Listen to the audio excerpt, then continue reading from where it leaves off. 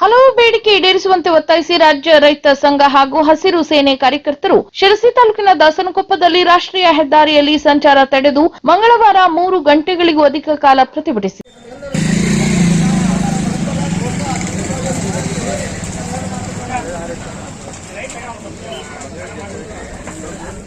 ಮಾಡಿ ನಾವು ಸಹಾಯಕತ್ತೀವಿ. ನಮ್ಗೆ ವೈಜ್ಞಾನಿಕ ಬೆಲೆ ನಿಗದಿ ಮಾಡ್ರಿ. ನಿಮ್ಗೆ ವಿದ್ಯುತ್ ಯಾಕೆ ಬೇಕು, ನಿಮ್ ಸಬ್ಸಿಡಿ ಯಾಕೆ ಬೇಕು, ನಮ್ಗೆ ನಿಮ್ ಅವಶ್ಯಕತೆ ನಮಗಿಲ್ಲ. ನಾವು ಸರ್ಕಾರ ನಿಮ್ಗೆ ಕೊಟ್ಟು ವೈಜ್ಞಾನಿಕ ಬೆಲೆ ನಿಗದಿ ಮಾಡ್ರಿ. ನಾಳೆಯಿಂದ ನಮ್ಗೆ ಕೊಡಂತ ಸಬ್ಸಿಡಿ ಓಡಿಸ್ಬೇಕಿದ್ದಾರೆ. ಯಾವ ರೈತರು ಇದರ ಬಗ್ಗೆ ವಿಚಾರ ಮಾಡಲ್ಲ. ಹದಗೆಟ್ಟ ರಾಷ್ಟ್ರೀಯ ಹೆದ್ದಾರಿ ತಕ್ಷಣ ದುರಸ್ತಿ ಮಾಡಬೇಕು. ರೈತರ ಸಂಪೂರ್ಣ ಬೆಳೆ ಸಾಲ ಮನ್ನಾ ಮಾಡಬೇಕು. ಅತಿವೃಷ್ಟಿಯಿಂದಾದ ಬೆಳೆಗಳಿಗೆ ಬೆಳೆ ವಿಮೆ ಸಂಪೂರ್ಣ ನೀಡಬೇಕು ಎಂಬಿತ್ಯಾದಿ ಬೇಡಿಕೆಗಳೊಂದಿಗೆ ಸಂಘಟನೆ ನೂರಾರು ಕಾರ್ಯಕರ್ತರು ರಸ್ತೆಯ ಮೇಲೆ ಕುಳಿತು ರಾಜ್ಯ ಸರ್ಕಾರದ ವಿರುದ್ಧ ಘೋಷಣೆ ಕೂಗಿದರು. ಸಂಬಂಧಪಟ್ಟ ಅಧಿಕಾರಿಗಳು ಸ್ಥಳಕ್ಕಾಗಮಿಸಿ ಪರಿಹಾರ ಸೂಚಿಸುವಂತೆ ಪಟ್ಟು ಹಿಡಿದರು. ರೈತರಿಗೆ ಬೆಳೆ ವಿಮೆ ಹಾಕಲು ನಿರ್ದಿಷ್ಟ ದಿನ ಘೋಷಿಸಬೇಕು. ಅತಿವೃಷ್ಟಿಯಿಂದ ಹಾಳಾದ ಎಲ್ಲ ಬೆಳೆಗಳಿಗೆ ಸರ್ಕಾರ ಸೂಕ್ತವಾದ ಪರಿಹಾರ ತಕ್ಷಣ ರೈತರ ಖಾತೆಗಳಿಗೆ ಜಮಾ ಮಾಡಬೇಕು. ಶಿರಸಿ ಹಾವೇರಿ ಹೆದ್ದಾರಿಯ ಕಾಮಗಾರಿ ತಕ್ಷಣ ಪ್ರಾರಂಭಿಸಿ ಸಾರ್ವಜನಿಕರಿಗೆ ಅನುಕೂಲ ಮಾಡಿಕೊಡಬೇಕು. ಅತಿಕ್ರಮಣದ ಹಕ್ಕು ಪತ್ರ ನೀಡಿ ಬೆಳೆಹಾನಿ ಪರಿಹಾರ ನೀಡಬೇಕು. ಭತ್ತ ಖರೀದಿ ಕೇಂದ್ರಗಳನ್ನು ತಕ್ಷಣ ತೆರೆಯಬೇಕು. ಬದನಗೌಡ ಆಸ್ಪತ್ರೆಯಲ್ಲಿ ಕಾಯಂ ವೈದ್ಯರನ್ನು ನೇಮಿಸಬೇಕು. ಕೃಷಿ ಪಂಪ್ಸೆಟ್ಗಳಿಗೆ ಮೊದಲಿನಂತೆ ವಿದ್ಯುತ್ ನೀಡಬೇಕು ಮತ್ತು ಮೀಟರುಗಳನ್ನು ಅಳವಡಿಸಬಾರದು. ಮುಂದಿನ ಶೈಕ್ಷಣಿಕ ವರ್ಷದಿಂದ ದಾಸನಕೊಪ್ಪ ಭಾಗದಲ್ಲಿ ಪದವಿ ಪೂರ್ವ ಕಾಲೇಜು ಪ್ರಾರಂಭಿಸಬೇಕು. ವಿದ್ಯುತ್ ಇಲಾಖೆಯನ್ನು ಖಾಸಗೀಕರಣ ಮಾಡಲು ಹೊರಟಿರುವುದನ್ನು ಕೈಬಿಡಬೇಕು. ಜಿಲ್ಲಾಧಿಕಾರಿ ಎಲ್ಲ ಅಧಿಕಾರಿಗಳೊಂದಿಗೆ ರೈತ ಸಭೆ ನಡೆಸಬೇಕು. ಗ್ರಾಮೀಣ ಭಾಗದ ರಸ್ತೆಗಳನ್ನು ದುರಸ್ತಿ ಮಾಡಬೇಕೆಂದು ರೈತ ಸಂಘದವರು ಆಗ್ರಹಿಸಿದರು. ಇನ್ನು ಈ ವೇಳೆ ರೈತ ಸಂಘದ ರಾಜ್ಯ ಕಾರ್ಯದರ್ಶಿ ರಾಘವೇಂದ್ರ ನಾಯ್ಕ ಕಿರುವತ್ತಿ ಮಾತನಾಡಿ, ರೈತರ ಸ್ಥಿತಿ ಚಿಂತಾಜನಕವಾಗಿದೆ. ಆದರೆ ಆಳುವ ಸರ್ಕಾರ ಗಮನ ನೀಡದಿರುವುದು ಖಂಡನೀಯ ಎಂದರು. ಇನ್ನು ಸಂಘಟನೆ ಪ್ರಮುಖರಾದ Rajendra Naik, Akshay Jakalannanavar, Jaiputra, tahsildar Shridhar Mundalmani, DSP KL Ganesh, CPI Shashikant Varma ಸೇರಿದಂತೆ ಇತರರು ಹಾಜರಿದ್ದರು. ಉದ್ದೇಶ ಏನಿದೆ ಅಂತ ಈಗ ಆಲ್ರೆಡಿ ಅಧಿಕಾರಿಗಳಿಗೆ, ಸಿಬ್ಬಂದಿಗೆ ಎಲ್ಲರಿಗೂ ಕೂಡ ತಿಳಿಸಾಗಿದೆ. ವರ್ಷ ಇದು ಇನ್ನು ಪ್ರತಿಭಟನೆ ತೀವ್ರವಾಗುತ್ತಿದ್ದಂತೆ ಸ್ಥಳಕ್ಕಾಗಮಿಸಿ ರೈತರ ಬೇಡಿಕೆ ಆಲಿಸಿದ ಉಪವಿಭಾಗಾಧಿಕಾರಿ ಕೆವಿ ಕಾವ್ಯರಾಣಿ ಈ ಕುರಿತು ಚರ್ಚಿಸಿ ರೈತ ಪರ ನಿರ್ಧಾರ ಕೈಗೊಳ್ಳುವುದಾಗಿ ಭರವಸೆ ನೀಡಿದರು. ಅಲ್ಲದೆ ಗುರುವಾರ ಶಿರಸಿಯಲ್ಲಿ ರೈತ ಮುಖಂಡರು ಹಾಗೂ ಅಧಿಕಾರಿಗಳೊಂದಿಗೆ ಸಭೆ ನಡೆಸುವುದಾಗಿ ತಿಳಿಸಿದರು. ಬಳಿಕ ಪ್ರತಿಭಟನೆ ಹಿಂಪಡೆದ ರೈತರು ಸಂಚಾರಕ್ಕೆ ಅನುವು ಮಾಡಿಕೊಟ್ಟರು.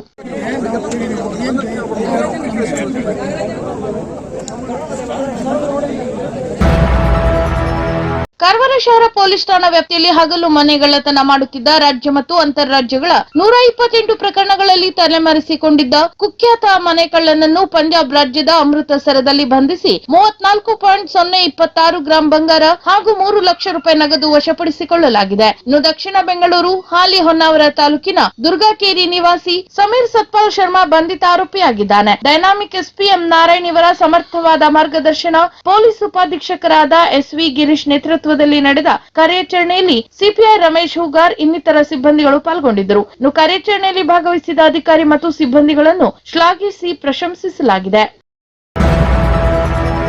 ಮುಂಡಗೋಡ ತಾಲೂಕಿನ ಹಿರಿಯ ಸಹಕಾರಿ ಧುರೀಣರು ಮರಾಠ ಸಮುದಾಯದ ಮುಖಂಡರಾಗಿದ್ದ ವೈಪಿ ಪಾಟೀಲ್ ಅವರು ಸೋಮವಾರ ಅನಾರೋಗ್ಯದಿಂದ ನಿಧನ ಹೊಂದಿದ್ದು, ಶಾಸಕರಾದ ಶಿವರಾಮ್ ಹೆಬ್ಬಾರ್ ಅವರು ದಿವಂಗತ ವೈಪಿ ಪಾಟೀಲ್ ಅವರ ನಿವಾಸಕ್ಕೆ ಭೇಟಿ ನೀಡಿ ಪಾರ್ಥಿವ ಶರೀರಕ್ಕೆ ಅಂತಿಮ ನಮನ ಸಲ್ಲಿಸಿ ಕುಟುಂಬಸ್ಥರಿಗೆ ಸಾಂತ್ವನ ಹೇಳಿ ಧೈರ್ಯ ತುಂಬಿದರು.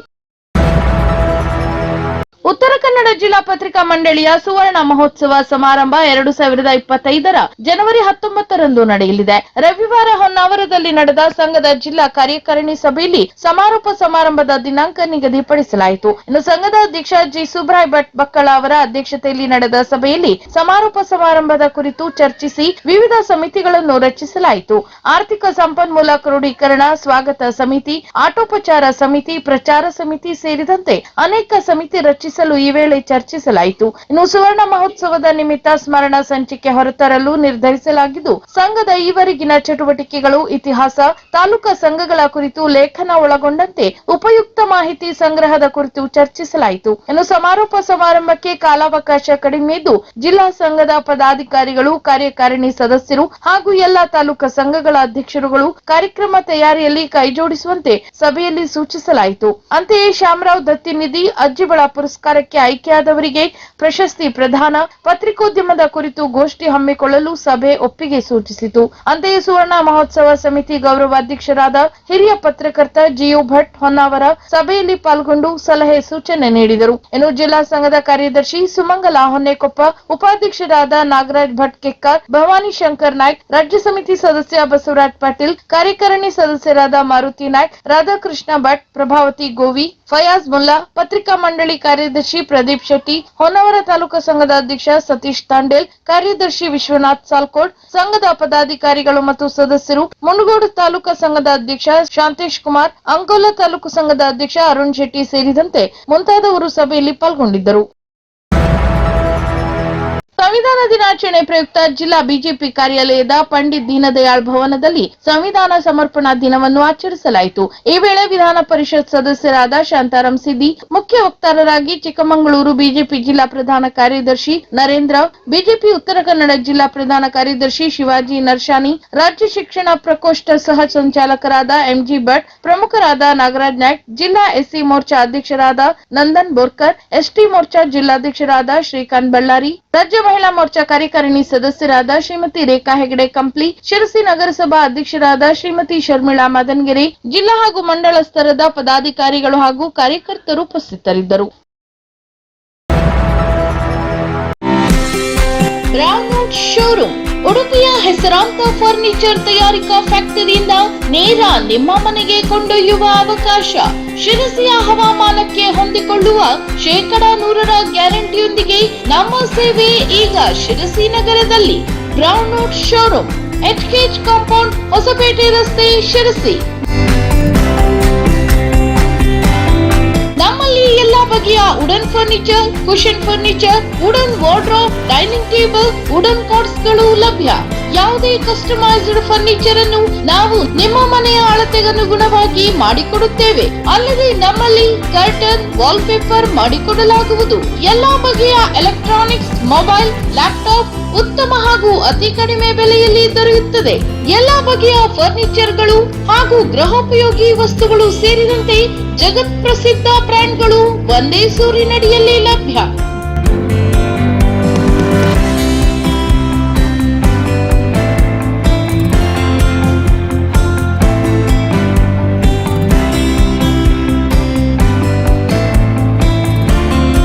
ಶುಭಾರಂಭದ ಕೊಡುಗೆಯಾಗಿ ಎಲ್ಲಾ ಫರ್ನಿಚರ್ಗಳ ಮೇಲೆ 30% 20% ರಿಯಾಯಿತಿ ನೀಡಲಾಗುವುದು. ಅಲ್ಲದೆ ಖಚಿತ ಉಡುಗೊರೆ ಮತ್ತು ಹೋಮ್ ಡೆಲಿವರಿ ವ್ಯವಸ್ಥೆಯೂ ಲಭ್ಯವಿದೆ. Ramnath furniture, interior, electronics and home appliances, HKH compound, Hosapete ರಸ್ತೆ, ಶಿರಸಿ. ಜಿಲ್ಲಾ ಕಾಂಗ್ರೆಸ್ ಕಾರ್ಯಾಲಯದಲ್ಲಿ ನಡೆದ ಸಂವಿಧಾನದ 75ನೇ ದಿನಾಚರಣೆ ಅಂಗವಾಗಿ ಡಾಕ್ಟರ್ ಬಾಬಾ ಸಾಹೇಬ್ ಅಂಬೇಡ್ಕರ್ ಅವರ ಭಾವಚಿತ್ರಕ್ಕೆ ಪುಷ್ಪಾರ್ಚನೆ ಮಾಡಿ ಸಂವಿಧಾನದ ಪ್ರಸ್ತಾವನೆಯನ್ನು ಓದಿ ಪ್ರತಿಜ್ಞಾವಿಧಿಯನ್ನು ಸ್ವೀಕರಿಸಲಾಯಿತು. ಈ ವೇಳೆ ಅಂಬೇಡ್ಕರ್ ಅವರ ಸಂವಿಧಾನವನ್ನು ವಿಶ್ವವೇ ಒಪ್ಪಿಕೊಂಡಿದೆ. ಈ ದೇಶದ ಪ್ರತಿಯೊಬ್ಬ ಪ್ರಜೆಗೂ ಅವರವರ ಹಕ್ಕು, ಸ್ವಾತಂತ್ರ್ಯ ಪಡೆಯಲು ಸಂವಿಧಾನ ಪೂರಕವಾಗಿದೆ. ಜಾತ್ಯತೀತವಾಗಿ ರಚನೆಯಾಗಿರುವ ಸಂವಿಧಾನ ಎಲ್ಲರ ಮೆಚ್ಚುಗೆಗೂ ಪಾತ್ರವಾಗಿದೆ ಅನ್ನುವುದನ್ನು ಎಲ್ಲರೂ ಸ್ಮರಿಸಿದರು.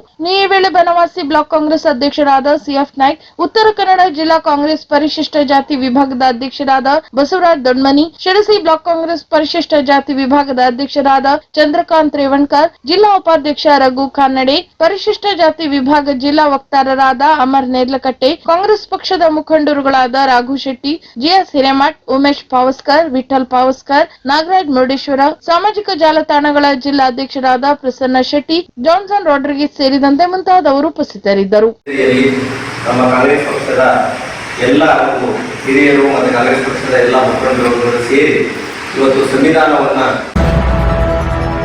ಸಂಸದರಾದ ವಿಶ್ವೇಶ್ವರ ಹೆಗಡೆ ಕಾಗೇರಿ ಅವರು ನವದೆಹಲಿಯಲ್ಲಿ ಗೌರವಾನ್ವಿತ ರಕ್ಷಣಾ ಮಂತ್ರಿಗಳಾದ ರಾಜನಾಥ್ ಸಿಂಗ್ ಅವರನ್ನು ಅವರ ಕಚೇರಿಯಲ್ಲಿ ಮಂಗಳವಾರದಂದು ಭೇಟಿ ಮಾಡಿ ಕಾರವಾರದ ಸೀಬರ್ಡ್ ನೌಕಾನೆಲೆಯಿಂದ ಉಂಟಾಗಿರುವ ಸಮಸ್ಯೆ ಕುರಿತು ಚರ್ಚಿಸಿದರು. ಇದರಲ್ಲಿ ಪ್ರಮುಖವಾಗಿ ಬಾಕಿ ಇರುವ ಭೂ ಪರಿಹಾರವನ್ನು ತಕ್ಷಣವೇ ನೀಡುವಂತೆ ಹಾಗೂ ಬಾಕಿ ಇರುವ ನಾನಾ ಸಮಸ್ಯೆಗಳ ಕಡತಗಳನ್ನು ಅತಿ ಶೀಘ್ರದಲ್ಲಿ ವಿಲೇವಾರಿ ಮಾಡುವಂತೆ ಮನವರಿಕೆ ಮಾಡಿದರು. ಅಂತೆ ನೌಕಾನೆಲೆಗಾಗಿ ಭೂಮಿ ಕಳೆದುಕೊಂಡವರಿಗೆ ಹಾಗೂ ಸ್ಥಳೀಯರಿಗೆ ಉದ್ಯೋಗದಲ್ಲಿ ಹೆಚ್ಚಿನ ಆದ್ಯತೆ ನೀಡಬೇಕು ಮತ್ತು ಸೀಬರ್ಡ್ ನೌಕಾನೆಲೆಯಲ್ಲಿ ನಡೆಯುವ ಉದ್ಯೋಗ ಪರೀಕ್ಷಾ ಕೇಂದ್ರವನ್ನು ಕಾರವಾರದಲ್ಲಿಯೇ ಸ್ಥಾಪಿಸಬೇಕೆಂದು ಮನವಿ ಕೊಟ್ಟು ಸುದೀರ್ಘವಾಗಿ ಚರ್ಚೆ ನಡೆಸಿದರು. ಇದಕ್ಕೆ ರಕ್ಷಣಾ ಮಂತ್ರಿಗಳಾದ ರಾಜನಾಥ್ ಸಿಂಗ್ ಅವರು ಅಧಿಕಾರಿಗಳಿಗೆ ಸೂಚನೆ ನೀಡಿ ಸ್ಪಂದಿಸುವಂತೆ ನಿರ್ದೇಶನ ಮಾಡಿದರು ಮತ್ತು ಮುಂದಿನ ದಿನಗಳಲ್ಲಿ ಸಮಸ್ಯೆ ಉಂಟಾದಲ್ಲಿ ತುರ್ತುಗತಿಯಲ್ಲಿ ಇತ್ಯರ್ಥ ಮಾಡುವುದಾಗಿ ಇದೇ ವೇಳೆ ಭರವಸೆ ನೀಡಿದರು. ಬುಧವಾರದಂದು ಶಾಸಕರಾದ ಭೀಮಣ್ಣ ನಾಯ್ಕ ಅವರು ಸಾಗರ ತಾಲೂಕಿನ ಪ್ರವಾಸಿ ಮಂದಿರದಲ್ಲಿ ಮಂಗನ ಕಾಯಿಲೆ ತಡೆಗಟ್ಟುವಿಕೆ ಹಾಗೂ ನಿಯಂತ್ರಣ ಕುರಿತು ಉನ್ನತ ಮಟ್ಟದ ಪ್ರಗತಿ ಪರಿಶೀಲನಾ ಸಭೆಯಲ್ಲಿ ಪಾಲ್ಗೊಂಡು ಚರ್ಚಿಸಿದರು. ಈ ವೇಳೆ ಆರೋಗ್ಯ ಹಾಗೂ ಕುಟುಂಬ ಕಲ್ಯಾಣ ಮಂತ್ರಿಗಳಾದ ದಿನೇಶ್ ಗುಂಡೂರಾವ್ ಹಾಗೂ ಶಾಸಕರು ಮತ್ತು ಅರಣ್ಯ ಕೈಗಾರಿಕಾ ಅಭಿವೃದ್ಧಿ ಅಧ್ಯಕ್ಷರಾದ ಬೇಲೂರು ಕೃಷ್ಣಗೋಪಾಲ್, ವಿಧಾನ ಪರಿಷತ್ ಸದಸ್ಯರಾದ ಶ್ರೀಮತಿ ಬಲ್ಕೇಶ್ ಬಾನು ಸೇರಿದಂತೆ ಇನ್ನಿತರ ಅಧಿಕಾರಿಗಳು ಹಾಜರಿದ್ದರು. ಸಂಸದ ವಿಶ್ವೇಶ್ವರ ಹೆಗಡೆ ಕಾಗೇರಿ ಅವರು ಮಂಗಳವಾರದಂದು ನವದೆಹಲಿಯ ರೈಲ್ ಭವನದಲ್ಲಿ ಸಚಿವ ಅಶ್ವಿನ್ ವೈಷ್ಣವ್ ಅವರನ್ನು ಭೇಟಿಯಾಗಿ ಕರಾವಳಿ ಹಾಗೂ ಚಿಕ್ಕಮಗಳೂರು ರೈಲ್ವೆ ಸೇವೆಗಳ ಕುರಿತು ಬಹುಮುಖ್ಯ ಕ್ರಮಗಳ ಬಗ್ಗೆ ವಿಸ್ತಾರವಾಗಿ ಚರ್ಚಿಸಿದರು. ಈಗಾಗಲೇ ಸಚಿವರಿಗೆ ತಿಳಿದಿರುವ ಕೊಂಕಣ ರೈಲ್ವೆ ವಿಲೀನದ ಕುರಿತು ಮುಂದಿನ ಹಂತದ ಬಗ್ಗೆ ಸಚಿವರ ಜೊತೆ ಮಾತನಾಡಿ ಪಾಲುದಾರಿಕಾ ರಾಜ್ಯ ಸರ್ಕಾರಗಳಾದ ಕರ್ನಾಟಕ, ಕೇರಳ, ಗೋವಾ, ಮಹಾರಾಷ್ಟ್ರ ಸರ್ಕಾರಗಳ ಷೇರು ಮರು ಖರೀದಿಗೆ ಕಾರ್ಯಪ್ರವೃತ್ತರಾಗಲು ಮನವಿ ಮಾಡಲಾಗಿದ್ದು, ಸಚಿವರು ಈ ಕುರಿತು ಮಹತ್ವದ ಸೂಚನೆಯನ್ನು ಅಧಿಕಾರಿಗಳಿಗೆ ರವಾನಿಸಿದರು. ಇನ್ನು ಕರಾವಳಿ, ಕಾರವಾರ, ಕುಂದಾಪುರ, ಉಡುಪಿ, ಮಂಗಳೂರು ನಡುವೆ ಜನರ ಬಯಕೆಯಂತೆ ರೈಲು ಓಡಿಸಲು ತೀವ್ರ ಅಡ್ಡಿ ಉಂಟು ಮಾಡಿರುವ ಸಕಲೇಶಪುರ ಘಾಟ್ ಸಮಸ್ಯೆಗೆ ಈಗಾಗಲೇ ಪರಿಣಿತರಿಂದ ತಿಳಿಸಲ್ಪಟ್ಟ ಪರಿಹಾರವನ್ನು ಸಚಿವರ ಸಮ್ಮುಖದಲ್ಲಿ ಇಡಲಾಗಿದ್ದು, ಅದರಂತೆ ಸಕಲೇಶಪುರ ಸುಬ್ರಹ್ಮಣ್ಯ ನಡುವೆ ಹಳಿ ದ್ವಿಗುಣ, ಸುಬ್ರಹ್ಮಣ್ಯ ಪಡೀಲ್ ಮಾರ್ಗದ ವೇಗ ಹೆಚ್ಚಳ ಹಾಗೂ ಘಾಟ್ ಭಾಗದ ಹರೆ ಬೆಟ್ಟ ನಿಲ್ದಾಣವನ್ನು ಕ್ರಾಸಿಂಗ್ ನಿಲ್ದಾಣವಾಗಿ ಬಳಸುವ ಕುರಿತು ವಿಸ್ತಾರವಾಗಿ ಚರ್ಚಿಸಿ ಮಾಡಬೇಕಾದ ಸಿದ್ಧತೆಗಳಿಗೆ ಸಚಿವರ ಮೂಲಕ ಚಾಲನೆ ನೀಡಲಾಯಿತು. ಇನ್ನು ಘಾಟ್ ಮಧ್ಯಭಾಗದ ಹರೆ ಬೆಟ್ಟ ಕ್ರಾಸಿಂಗ್ ನಿಲ್ದಾಣವಾಗಿ ಆರಂಭವಾದರೆ ಬೆಂಗಳೂರು, ಮಂಗಳೂರು, ಕುಂದಾಪುರ, ಕಾರವಾರ ನಡುವೆ ಹೊಸ ರೈಲು ಹಾಗೂ ಹೆಚ್ಚು ಬೋಗಿ ಅಳವಡಿಸಿ ಉತ್ತಮ ಸಮಯ ಪಟ್ಟಿ ರಚಿಸಲು ಸಾಧ್ಯವಾಗುತ್ತದೆ. ಇನ್ನು ಕಾರವಾರ, ಕುಂದಾಪುರ, ಬೆಂಗಳೂರು ನಡುವೆ ಪಂಚಗಂಗಾ ಮಾದರಿಯಲ್ಲಿಯೇ ಆದರೆ ತಡವಾಗಿ ಬೆಂಗಳೂರಿನಿಂದ ಹೊರಡುವ ಹೊಸ ಪಡೀಲ್ ಬೈಪಾಸ್ ನೇರ ರೈಲಿಗೆ ಸಚಿವರಿಗೆ ಮನವಿ ಮಾಡಲಾಗಿದ್ದು, ಇದರ ಜೊತೆ ಚಿಕ್ಕಮಗಳೂರು, ತಿರುಪತಿ, ಬೆಂಗಳೂರು ಮಾರ್ಗದ ಮೂಲಕ ಆರಂಭಿಸಲು ಮನವಿ ಮಾಡಲಾಯಿತು. ಅಂತೆಯೇ ಬೆಂಗಳೂರು ಮುರುಡೇಶ್ವರ ರೈಲಿನ ವಾಸ್ಕೋ ವಿಸ್ತರಣೆ ಮತ್ತು ಅದರಿಂದ ಕರಾವಳಿಗೆ ಸಿಗುವ ಗೋವಾ ವಿಮಾನ ನಿಲ್ದಾಣ ಹಾಗೂ ವೇಲಾಂಕಣಿ, ತಿರುಪತಿ, ಉತ್ತರ ಕರ್ನಾಟಕ ಸಂಪರ್ಕದ ಬಗ್ಗೆ ಮನವರಿಕೆ ಮಾಡಿಕೊಡಲಾಯಿತು ಮತ್ತು ರೈಲು ಸಂಖ್ಯೆ 1658 SMVB ಮುರುಡೇಶ್ವರ ಎಕ್ಸ್ಪ್ರೆಸ್ ಅನ್ನು ವಾಸ್ಕೋದವರೆಗೆ ವಿಸ್ತರಿಸಲು ಹಾಗೂ ರೈಲು ಸಂಖ್ಯೆ 1731/18 ಎಕ್ಸ್ಪ್ರೆಸ್ ಕಾರವಾರದವರೆಗೆ ವಿಸ್ತರಿಸಲು ಮತ್ತು ರೈಲು ಸಂಖ್ಯೆ 1731/18 ಖಾನಾಪುರ ರೈಲ್ವೆ ನಿಲ್ದಾಣದಲ್ಲಿ ನಿಲುಗಡೆ ಮಾಡುವಂತೆ ಈ ಸಂದರ್ಭದಲ್ಲಿ ಹುಬ್ಬಳ್ಳಿ, ಅಂಕೋಲಾ ಹಾಗೂ ತಾಳಗುಪ್ಪ ಹುಬ್ಬಳ್ಳಿ ರೈಲ್ವೆ ಮಾರ್ಗಗಳ ಕುರಿತು ಚರ್ಚಿಸಲಾಯಿತು. ಇದಕ್ಕೆ ಸನ್ಮಾನ್ಯ ರೈಲ್ವೆ ಸಚಿವರು ಉತ್ತಮ ಸ್ಪಂದನೆ ನೀಡಿ ಆಶ್ವಾಸನೆ ನೀಡಿದರು. ಈ ವೇಳೆ ಉಡುಪಿ ಚಿಕ್ಕಮಗಳೂರು ಸಂಸದ ಕೋಟಾ ಶ್ರೀನಿವಾಸ್ ಪೂಜಾರಿಯವರ ಜೊತೆ ಮಂಗಳೂರು ಸಂಸದರಾದ ಕ್ಯಾಪ್ಟನ್ ಚೌಟ್, ಬೆಂಗಳೂರು ಗ್ರಾಮಾಂತರ ಸಂಸದ ಡಾ ಮಂಜುನಾಥ್ ಜೊತೆಗಿದ್ದರು. ಶಿರಸಿ ಶೈಕ್ಷಣಿಕ ಜಿಲ್ಲೆಗೆ ಪದವಿ ಪೂರ್ವ ಶಿಕ್ಷಣ ಇಲಾಖೆ ಉಪನಿರ್ದೇಶಕ ಕಚೇರಿಯನ್ನು ಮಂಜೂರು ಮಾಡುವಂತೆ ಪ್ರಾಥಮಿಕ ಹಾಗೂ ಪ್ರೌಢ ಶಿಕ್ಷಣ ಸಚಿವ ಮಧು ಬಂಗಾರಪ್ಪ ಅವರಿಗೆ ಕರ್ನಾಟಕ ರಾಜ್ಯ ಪದವಿ ಪೂರ್ವ ಕಾಲೇಜುಗಳ ಉಪನ್ಯಾಸಕ ಸಂಘದ ಶಿರಸಿ ಘಟಕದಿಂದ ಹಕ್ಕೊತ್ತಾಯ ಮಾಡಲಾಯಿತು. ಉತ್ತರ ಕನ್ನಡ ಜಿಲ್ಲೆಯು ಭೌಗೋಳಿಕವಾಗಿ ಅತ್ಯಂತ ವಿಶಾಲವಾಗಿದ್ದು, ಘಟ್ಟದ ಮೇಲಿನ ತಾಲೂಕುಗಳಾದ ಶಿರಸಿ, ಸಿದ್ದಾಪುರ, ಮುಂಡಗೋಡ್, ಯಲ್ಲಾಪುರ, ಹಳಿಯಾಳ, ದಾಂಡೇಲಿ, ಜೊಯ್ಡಾ ತಾಲೂಕಿನ ವಿದ್ಯಾರ್ಥಿಗಳು, ಪಾಲಕರು, ಪ್ರಾಂಶುಪಾಲರು, ಉಪನ್ಯಾಸಕರು, ಸಿಬ್ಬಂದಿಗಳು ಕಚೇರಿ ಕೆಲಸಕ್ಕೆ ಸುಮಾರು 180 ಕಿಲೋಮೀಟರ್ ದೂರವಿರುವ ಕಾರವಾರದ ಪದವಿ ಪೂರ್ವ ಶಿಕ್ಷಣ ಇಲಾಖೆಯ ಉಪನಿರ್ದೇಶಕರ ಕಚೇರಿಗೆ ತೆರಳುವುದು ಅತ್ಯಂತ ಕಷ್ಟಕರವಾಗಿರುತ್ತದೆ. ಸಮಯ ಕೂಡ ವ್ಯರ್ಥವಾಗಲಿದೆ. ಸ್ಪರ್ಧಾತ್ಮಕ ಪರೀಕ್ಷೆಗಳು ನಡೆಯುವಾಗ ಕಾರವಾರದಿಂದ ಗೌಪ್ಯ ಸಾಮಗ್ರಿಗಳ ಸಾಗಾಟಕ್ಕೆ ಮಳೆಗಾಲದಲ್ಲಿ ತುಂಬಾ ಅನಾನುಕೂಲವಾಗುತ್ತದೆ. ಅತಿ ಹೆಚ್ಚು ಮಳೆ ಬೀಳುವ ಗುಡ್ಡಗಾಡು ಪ್ರದೇಶದ ಜಿಲ್ಲೆಯ ಈ ತಾಲೂಕುಗಳನ್ನು ಶೈಕ್ಷಣಿಕ ಜಿಲ್ಲೆಯ ಭಾಗದಲ್ಲಿ ಪರಿಗಣಿಸಿ ಆಡಳಿತ ಹಾಗೂ ಶೈಕ್ಷಣಿಕ ಪ್ರಗತಿಯ ಹಿತದೃಷ್ಟಿಯಿಂದ ಈಗಾಗಲೇ ಶಾಲಾ ಶಿಕ್ಷಣ ಇಲಾಖೆಯ ಡಿಡಿಪಿಐ ಕಚೇರಿಯು ಶಿರಸಿಯಲ್ಲಿ ಕಾರ್ಯನಿರ್ವಹಿಸುತ್ತಿದ್ದಂತೆ ಶಿರಸಿ ಶೈಕ್ಷಣಿಕ ಜಿಲ್ಲೆಗೆ ಪದವಿ ಪೂರ್ವ ಶಿಕ್ಷಣ ಇಲಾಖೆಯ ಉಪನಿರ್ದೇಶಕರ ಕಚೇರಿಯನ್ನು ಮಂಜೂರಿ ಮಾಡುವುದರಿಂದ ವಿದ್ಯಾರ್ಥಿಗಳು, ಪಾಲಕರು, ಪ್ರಾಂಶುಪಾಲರು, ಉಪನ್ಯಾಸಕರು, ಸಿಬ್ಬಂದಿಗಳಿಗೆ ಅನುಕೂಲವಾಗಲಿದೆ. ಈಗಾಗಲೇ ಚಿಕ್ಕೋಡಿ ಶೈಕ್ಷಣಿಕ ಜಿಲ್ಲೆಯಲ್ಲಿ ಪದವಿ ಪೂರ್ವ ಶಿಕ್ಷಣ ಇಲಾಖೆಯ ಉಪನಿರ್ದೇಶಕ ಕಚೇರಿಯು ಕಾರ್ಯನಿರ್ವಹಿಸುತ್ತಿದ್ದು, ಅದರಂತೆ ಶಿರಸಿ ಶೈಕ್ಷಣಿಕ ಜಿಲ್ಲೆಯಲ್ಲಿಯೂ ಹಲವು ಹುದ್ದೆಗಳೊಂದಿಗೆ ಉಪನಿರ್ದೇಶಕರು, ಶಾಖಾಧಿಕಾರಿಗಳು, ಅಧೀಕ್ಷಕರು, FDA, SDA, ಗ್ರೂಪ್ ಡಿ ಉಪನಿರ್ದೇಶಕರ ಕಚೇರಿಯನ್ನು ಮಂಜೂರು ಮಾಡುವಂತೆ ವಿದ್ಯಾರ್ಥಿಗಳು, ಪಾಲಕರು, ಪ್ರಾಂಶುಪಾಲರು, ಉಪನ್ಯಾಸಕರು ಮತ್ತು ನೌಕರರ ಪರವಾಗಿ ಮನವಿಯಲ್ಲಿ ಆಗ್ರಹಿಸಲಾಗಿದೆ. ಈ ವೇಳೆ ಅಧ್ಯಕ್ಷ ದಿವಾಕರ್ ನಾಯ್ಕ್, ಕಾರ್ಯಾಧ್ಯಕ್ಷ JP ನಾಯ್ಕ್, ಪ್ರಧಾನ ಕಾರ್ಯದರ್ಶಿ ನಾಗರಾಜ್ ನಾಯ್ಕ್, ಪ್ರಾಚಾರ್ಯರಾದ ಬಾಲಚಂದ್ರ ಭಟ್, DG ಹೆಗಡೆ, ನರೇಂದ್ರ ನಾಯ್ಕ್, ರಮೇಶ್ ಶೆಟ್ಟಿ ಸೇರಿದಂತೆ ಮತ್ತಿತರರು ಉಪಸ್ಥಿತರಿದ್ದರು. audio.